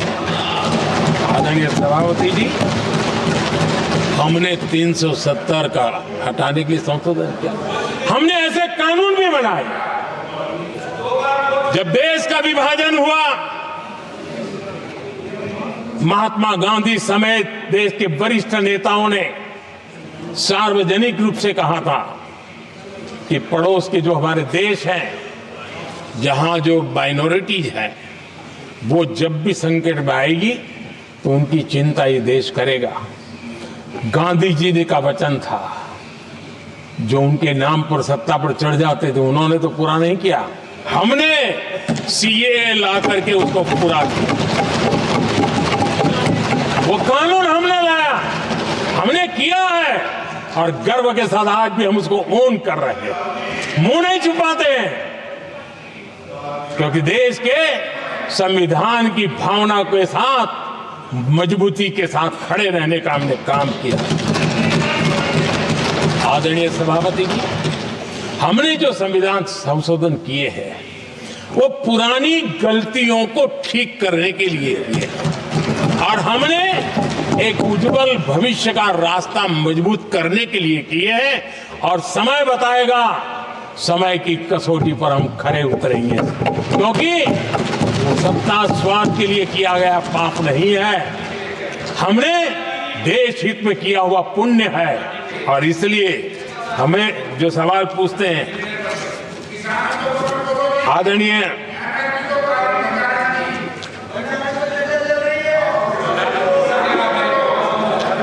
सभापति जी, यहां संविधान पर अनेक भाषण हुए, अनेक विषय उठाए गए, हर एक की अपनी मजबूरियां होगी, राजनीति कुछ न कुछ करने के लिए कुछ करते होंगे, लेकिन आदरणीय सभापति जी, हमारा संविधान सबसे ज्यादा जिस बात को लेकर के संवेदनशील रहा है वो है भारत के लोग, वी द पीपल, भारत के नागरिक। संविधान उनके लिए है, उनके हितों के लिए है, उनके कल्याण के लिए है, उनकी गरिमा के लिए है और इसलिए संविधान भारत के कल्याणकारी राज्य के लिए हमें दिशा निर्देश देता है और कल्याणकारी राज्य का मतलब है जहां नागरिकों को भी गरिमा प्राप्त हो, उनको गरिमामय जीवन की गारंटी मिलनी चाहिए। हमारे कांग्रेस के साथियों को एक शब्द बहुत प्रिय है, मैं आज उस शब्द का उपयोग करना चाहता हूं और उनका सबसे प्रिय शब्द जिसके बिना वो जी नहीं सकते वो शब्द है जुमला। कांग्रेस के हमारे साथी उनको दिन रात जुमला, लेकिन इस देश को पता है हिंदुस्तान में अगर सबसे बड़ा जुमला कोई था और वो 4-4 पीढ़ी ने चलाया। वो जुमला था गरीबी हटाओ। ये ऐसा जुमला था, ये गरीबी हटाओ ऐसा जुमला था। उनकी राजनीति की रोटी तो सिकती थी, लेकिन गरीब का हाल ठीक नहीं होता था। आदरणीय सभापति जी, जरा कोई मुझे कहे, आजादी के इतने सालों के बाद क्या एक डिग्निटी के साथ जीने वाले परिवार को क्या उसे टॉयलेट पे उपलब्ध नहीं होना चाहिए? क्या आपको ये काम करने की फुर्सत नहीं मिली? आज देश में टॉयलेट बनाने के अभियान को, जो गरीबों के लिए एक सपना था, उसकी डिग्निटी के लिए हमने इस काम को हाथ में लिया और हमने जी जान से उसे जुटे रहे। उसका मजाक उड़ाया गया, मुझे मालूम है, लेकिन उसके बाद भी सामान्य नागरिक के जीवन का गरिमा, ये हमारे दिल और दिमाग में होने के कारण हम डिगे नहीं, हम अड़े रहे, हम आगे बढ़ते चले गए और तब जाकर के ये सपना साकार हुआ। माताएं बहनें खुले में सोच जा रही थी, या तो सूर्योदय के पहले या सूर्योदय के बाद, और आपको कभी पीड़ा नहीं हुई। और उसका कारण यह था कि आपने गरीबों को और गरीबी को टीवी में देखा है, अखबार की सुर्खियों में देखा है, आपको गरीब की जिंदगी का पता नहीं, वरना आप इसके साथ ऐसा जुल्म नहीं करते। आदरणीय सभापति जी, इस देश की 80% जनता पीने के शुद्ध पानी के लिए तरसती रही। क्या मेरा संविधान हमें रोकता था? क्या संविधान तो ये चाहता था कि सामान्य मानवीय की सुविधाओं को ध्यान दिया जाए। आदरणीय सभापति जी, ये काम भी हमने बड़े समर्पण भाव से आगे बढ़ाया है। आदरणीय सभापति जी, इस देश की करोड़ों माताएं चूल्हे में खाना पकाना और धुएं से आंखें लाल, कहते हैं कि सैकड़ों सिगरेट का धुआं खाना पकाते हैं तब धुआं शरीर में जाता है। उन माताओं बहनों की आंखें लाल होती थी, इतना नहीं, उनका शरीर स्वास्थ्य खत्म हो जाता था। उनको धुएं से मुक्ति का काम, और 2013 तक क्या चर्चा चलती थी, 9 सिलेंडर देंगे कि 6 सिलेंडर देंगे।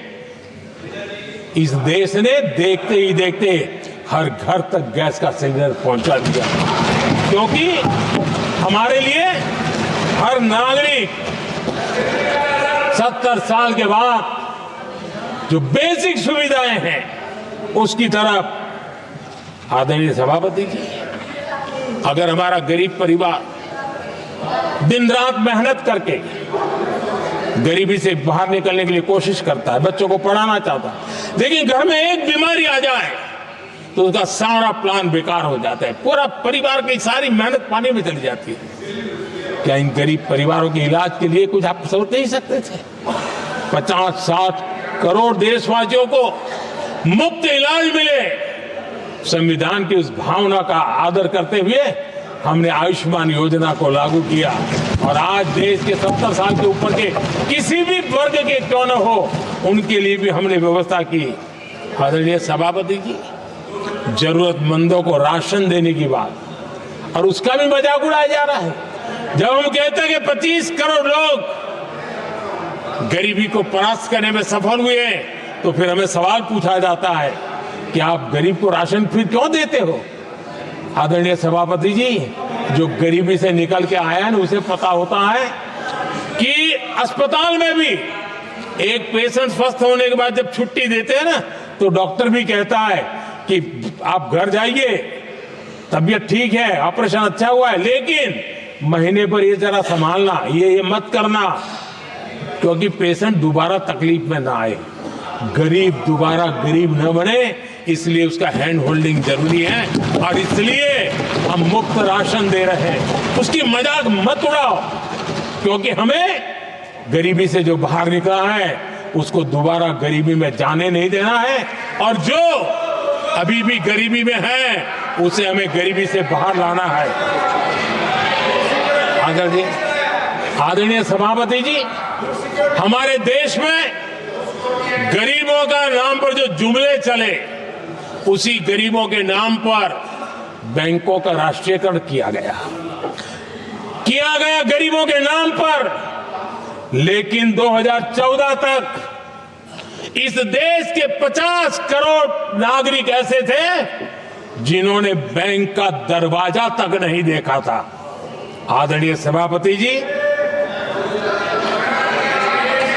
गरीब को बैंक में प्रवेश तक नहीं था, ये पाप आपने किया, और आज 50 करोड़ गरीबों के बैंक खाते खोल करके हमने बैंक के दरवाजे गरीबों के लिए खोल दिए।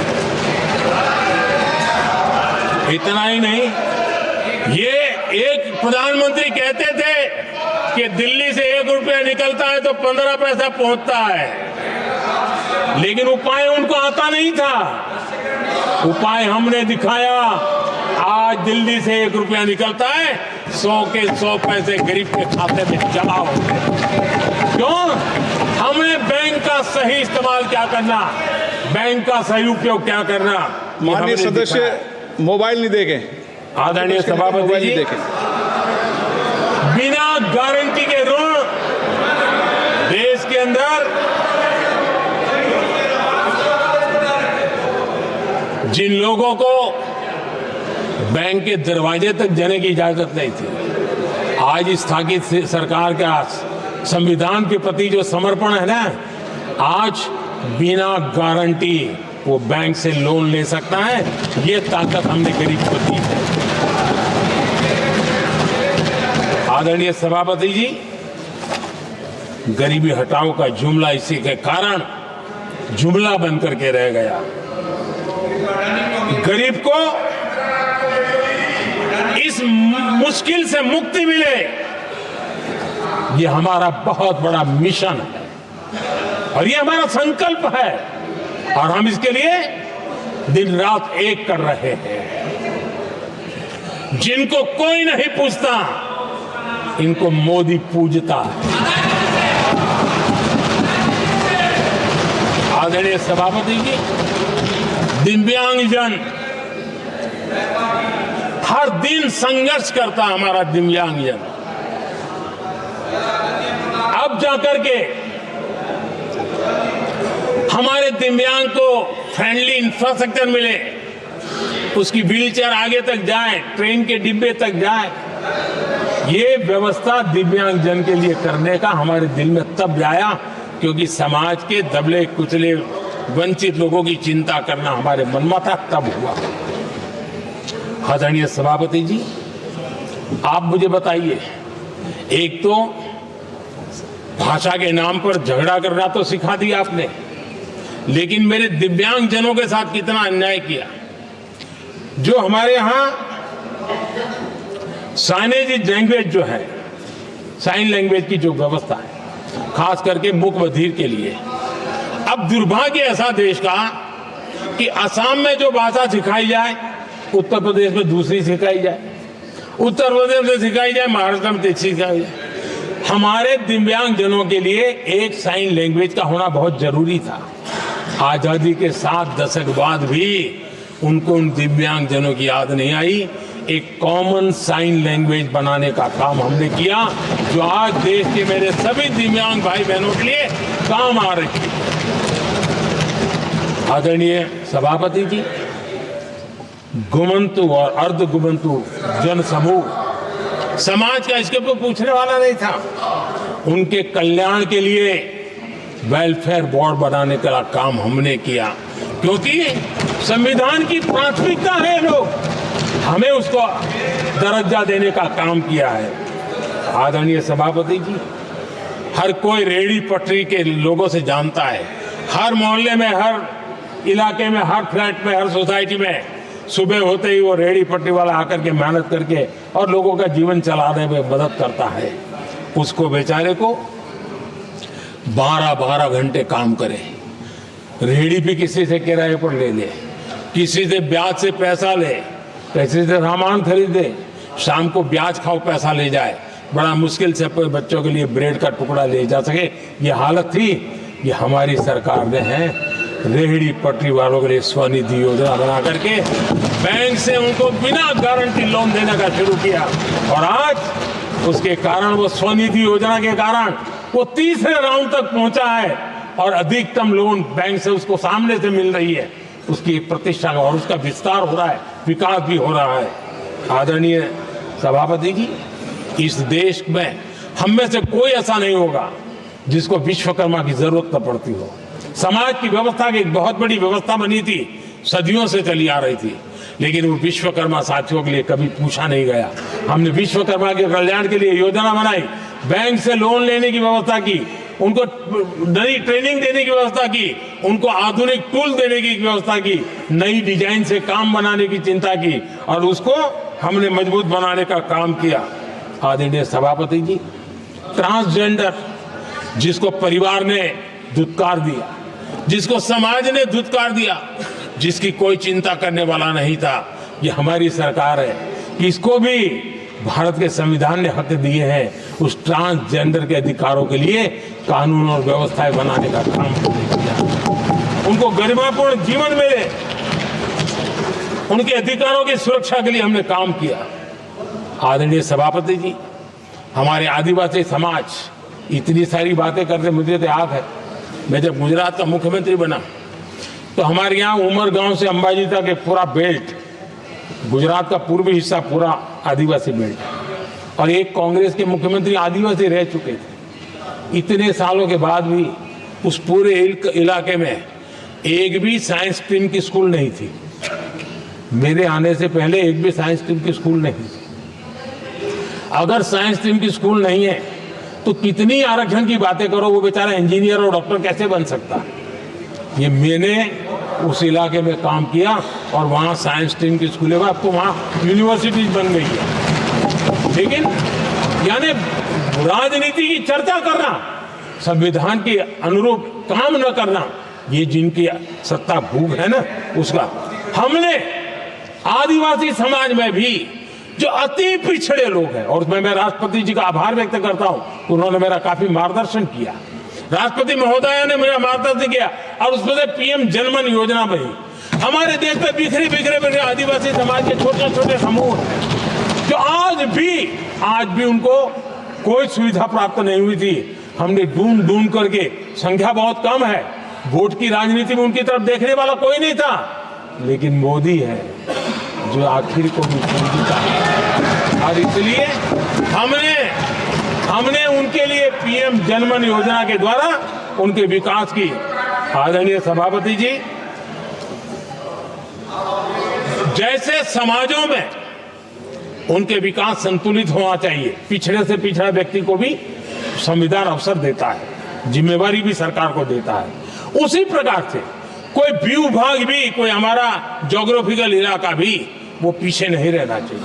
और हमारे देश में किया क्या, 60 साल के दरमियान 100 डिस्ट्रिक्ट आइडेंटिफाई करके कह दिया कि ये तो बैकवर्ड डिस्ट्रिक्ट है, और बैकवर्ड डिस्ट्रिक्ट का ऐसा लेवल लग गया कि किसी की ट्रांसफर होती थी तो वो कहता था पनिशमेंट पोस्टिंग, तो कोई जिम्मेवार अफसर जाता ही नहीं था, और उनकी तरह हमने पूरी स्थिति को बदल दिया।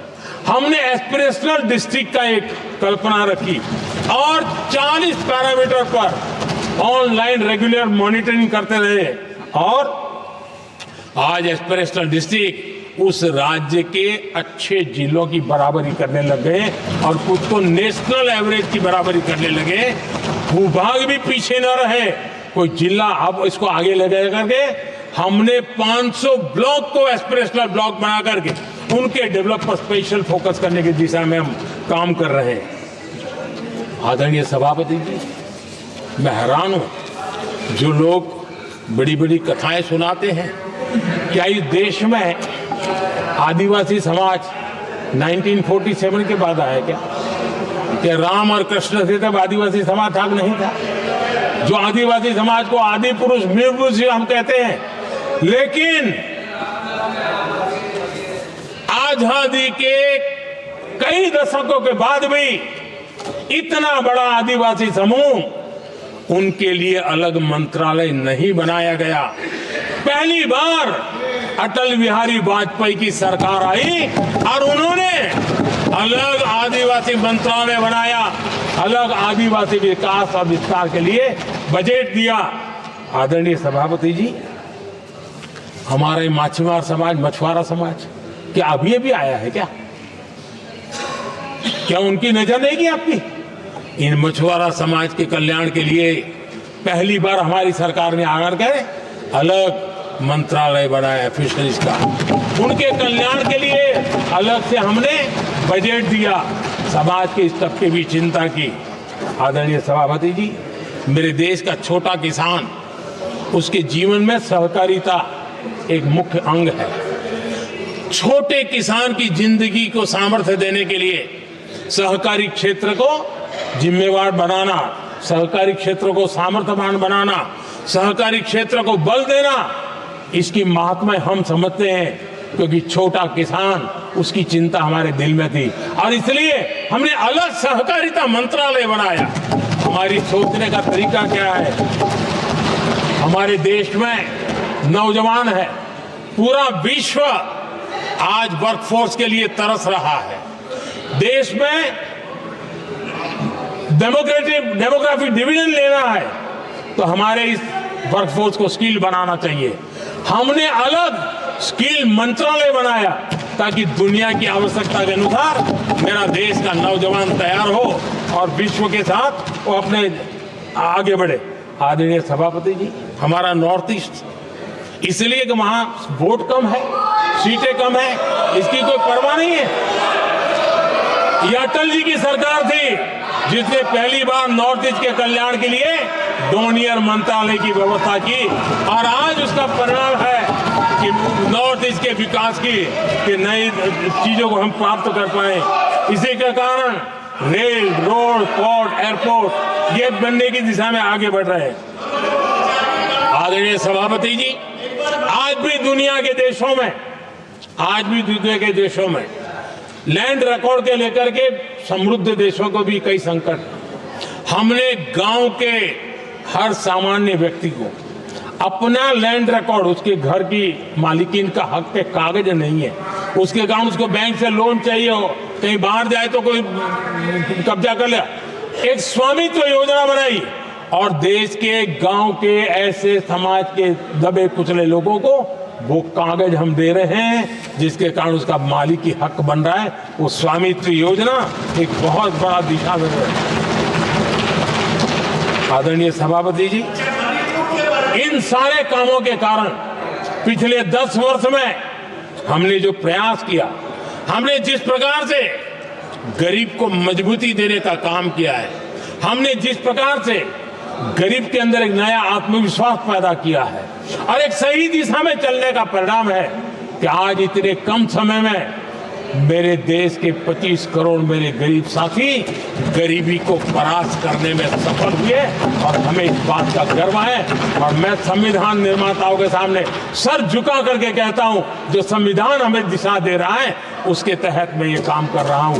और मैंने, आदरणीय सभापति जी, जब हम सबका साथ सबका विकास की बात करते हैं, वो नारा नहीं है, वो हमारे आर्टिकल ऑफ फेथ है। और इसलिए हमने सरकार की योजनाएं भी बिना भेदभाव को चलाने की दिशा में काम किया है और संविधान हमें भेदभाव की अनुमति नहीं देता है। और इसलिए हमने आगे चल करके कहा है सैचुरेशन, जिसके लिए जो योजना बनी है उसका लाभ उन लाभार्थी को 100% लाभार्थी को मिलना चाहिए। ये सैचुरेशन अगर सच्चा सेकुलरिज्म को है ना, तो ये सैचुरेशन में है। सच्चा सामाजिक न्याय अगर किसी में है तो ये सैचुरेशन 100%, 100% उसको बेनिफिट जिसका हक है मिलना चाहिए, बिना भेदभाव के लिए मिलना चाहिए। तो ये भाव लेकर के हम सच्चे सेकुलरिज्म को और सच्चे सामाजिक न्याय को लेकर के जी रहे हैं।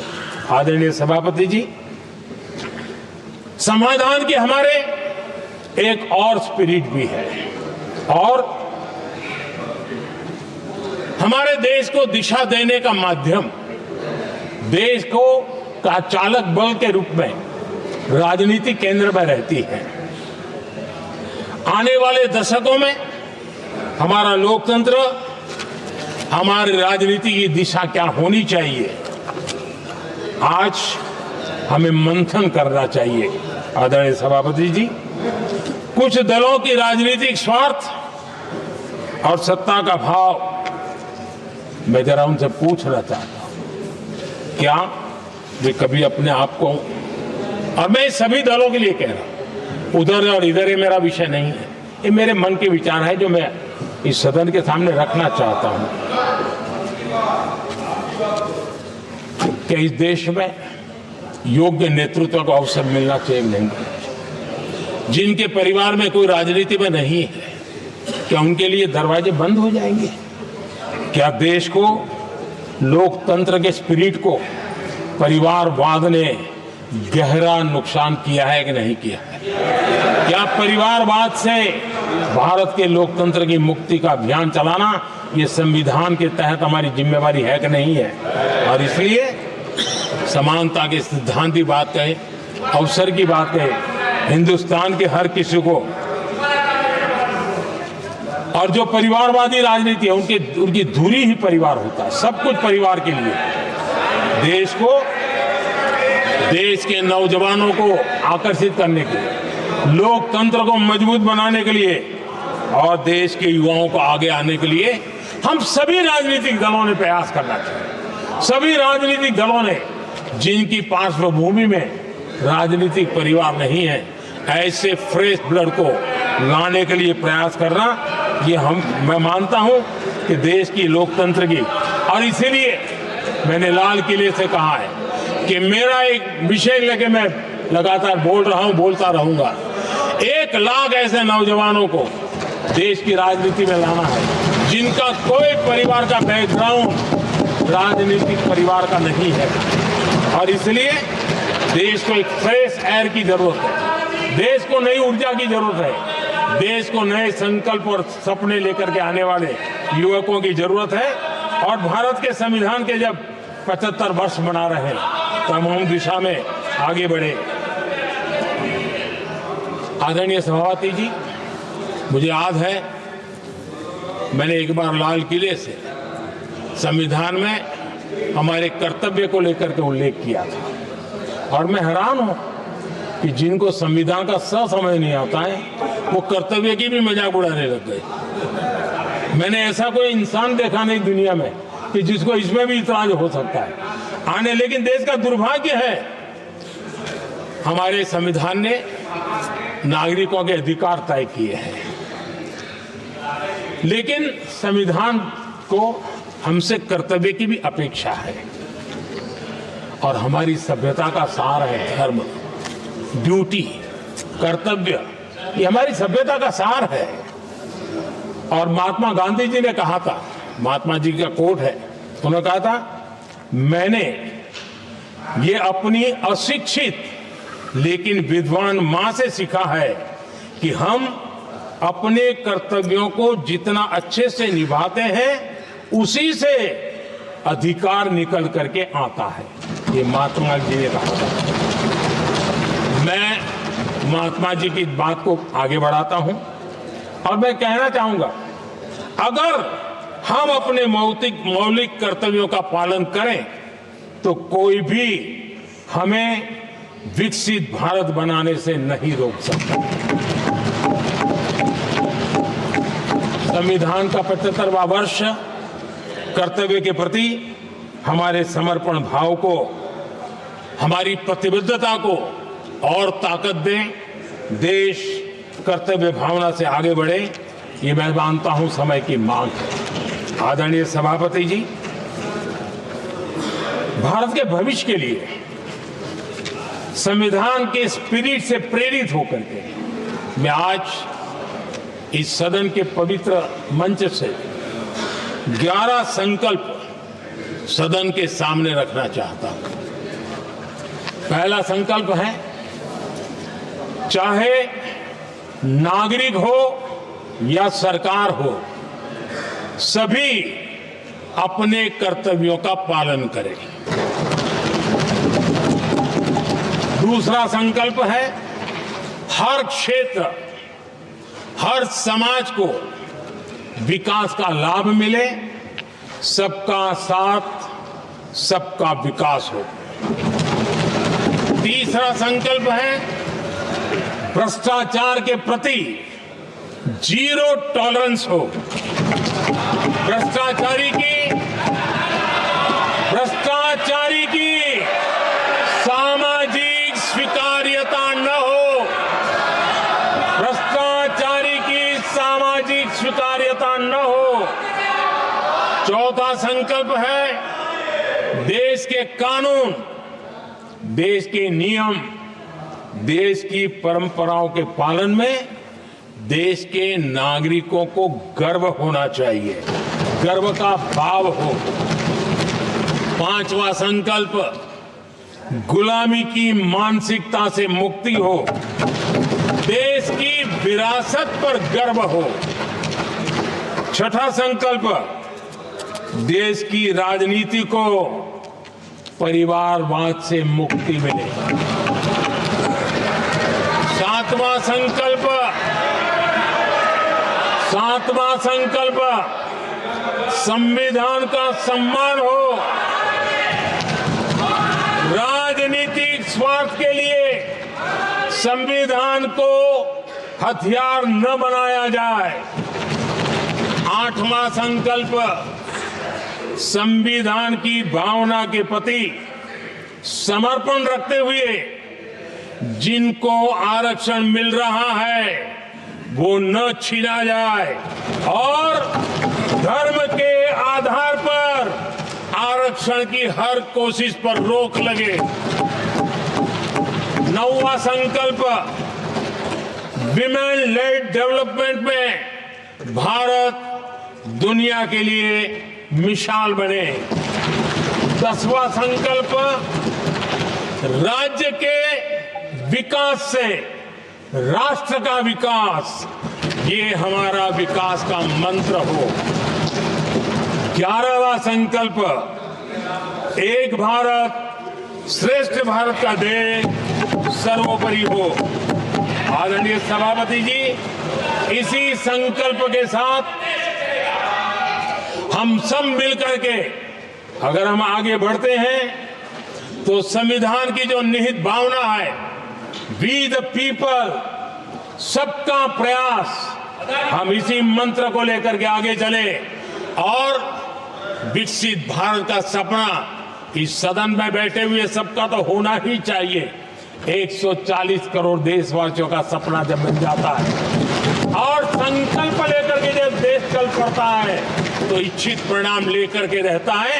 मेरा 140 करोड़ देशवासियों के प्रति मेरी अपार श्रद्धा रही है। उनके सामर्थ्य पर मेरी श्रद्धा है, देश की युवा शक्ति पर मेरी श्रद्धा है, देश की नारी शक्ति पर मेरी श्रद्धा है।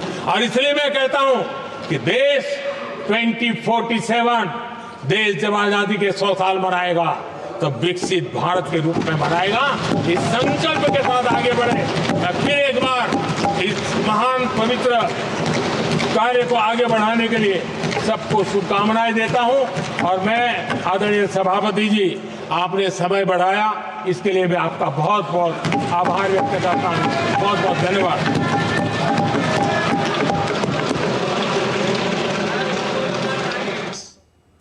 Well, there you heard India's Prime Minister Narendra Modi responding to the debate on or the discussion on the 75 years of India's constitution, where he not only brought forth how his government has taken forward and ensured that the spirit of the constitution has been kept alive and taken further into how the nation is run through all the schemes. He elaborated on a number of schemes that have taken that essence of the constitution of unifying the country and ensuring its progress forward. But also he talked about how the opposition, particularly the Congress, through decades sort of circumvented the constitution, undermined it as well through various acts. And it said that the biggest sin was the emergency, the imposition of the emergency in 1975, and that is a sin which can never be erased from the forehead of the Congress. And he also elaborated on how now another pledge has been taken, 11 of them in fact,